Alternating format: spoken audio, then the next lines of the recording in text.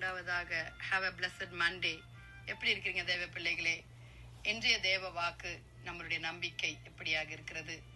எரேமியா 17ஆம் அதிகாரம் 7வது வசனம். கர்த்தர் மேல் நம்பிக்கை வைத்து கர்த்தரை தன் நம்பிக்கையாய் கொண்டிருக்கிற மனுஷன் பாக்கியவான். ஹalleluya. But the blessed is the man who trusts in the Lord, who confidence is in him. Hallelujah. நாம் ஏன் பாக்கியவான்களா இருக்க வேண்டும்? கர்த்தர் நம்மை காப்பாற்றுகிறார். ஹalleluya. அதன் மூலமாய் நாம் பாக்கியவான்களா இருக்க போகிறோம். கர்த்தர் எப்படி நம்மளை காப்பாற்றுகிறார்? எப்படி நம்மளை தப்புவிக்கிறார்? அவர் வாக்குத்தத்தத்தை கொடுத்து நம்மை தப்புவிக்கிறார். வாலிப பிள்ளைகளே, அப்ப கர்த்தர் மேல நம்ம நம்பிக்கை வைத்து அவரோடு கூட நம்ம நம்பிக்கையோட கூட வளர்ந்தோமானால், நடந்தோமானால், அவரோடு கூட நாம் நம் வாழ்க்கையை அர்ப்பணிப்போமானால், அவர் நம்மை மனுஷர் மத்தியில பாக்கிய உள்ளவர்களாய் காணப்பட கர்த்தர் உதவி செய்வார். வாலிப பிள்ளைகளே, சங்கீதம் 5:11 என்ன தெரியுமா சொல்லி இருக்கிறது? அவர் ஏன் நம்மள பாக்கியவான் காப்பாத்துறாரு தெரியுமா? காப்பாற்றுகிற தேவனா இருக்கிறதுனாலதான்.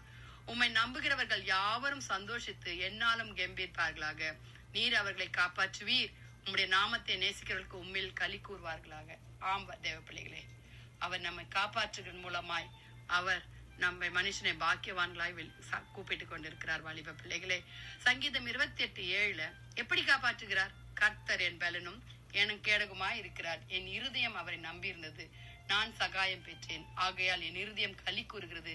என் பாட்டினால் அவரை துதிப்பேன். ஆம் வாலிப பிள்ளைகளே, நம்முடைய வாழ்க்கையில ஒவ்வொரு நாளும், ஒவ்வொரு செகண்ட்ஸும், ஒவ்வொரு மணி துளிகளும் கர்த்தருக்கு துதிக்க கூடியவர்களாய் காணப்பட வேண்டும். அவர் நம்மை காப்பாற்றுகிற தேவனா இருக்கிறார். நம்மை தப்புவிக்கிற தேவனா இருக்கிறார். அவர் மேல நம்ம நம்பிக்கை வைத்தோம் என்றால் நம்மை பாக்கியவான்களா இருக்க விரும்புகிறார். வாலிப பிள்ளைகளே, நாம் நம் கர்த்தரிடத்துல திரும்புவோமாக, கர்த்தரிடத்துல கெஞ்சுவோமாக. அப்பா, எங்கள் கண்மலையான கிறிஸ்து நீங்க தான் ஆண்டவரே. எங்கள் நம்பிக்கையே நீங்க தான்ப்பா. எங்கள் நங்கூரமே நீங்க தான்ப்பா. எங்க விசுவாசத்தை நம்பிக்கையோடு வளர்க்க எங்களுக்கு கிருபை தாங்கன்னு நம்ம கேட்கலாமா வாலிப பிள்ளைகளே?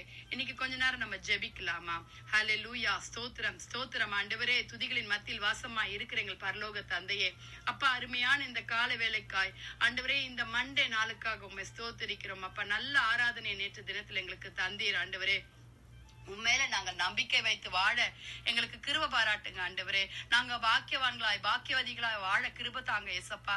எங்களை காப்பாற்றுகிற தேவன் நீங்க தான் என்பதை உணர கிருபை தாங்க சுவாமி.